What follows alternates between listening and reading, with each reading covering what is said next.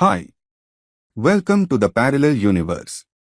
Consider a perfectly elastic collision between two objects of masses m1 and m2 having initial velocities u1 and u2 respectively. Due to elastic collision, both the objects will move separately after collision with a velocity v1 and v2 respectively. Using law of conservation of momentum, we get m1 u1 plus m2 u2 is equal to m1 v1 plus m2 v2, as shown in equation number 1.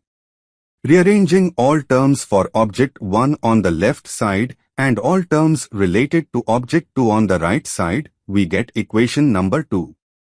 Since this is an elastic collision, therefore the kinetic energy will remain same. Thus we can reach to equation 3. Simplifying and using equation number 2, we finally get equation number 4, which can be represented into different ways like equation number 5 and 6. Now in equation number 2, once we need to substitute v2 in terms of u1 and u2 from equation 6 to get the expression of v1. Thus we can find the expression for final velocity of object number 1 after collision in terms of the initial velocities, which is represented by the equation number 7.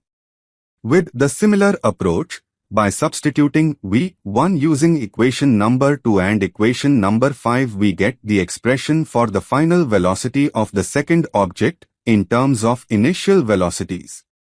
Hope you find this video helpful. Please like, share and subscribe to my channel and enjoy more such contents.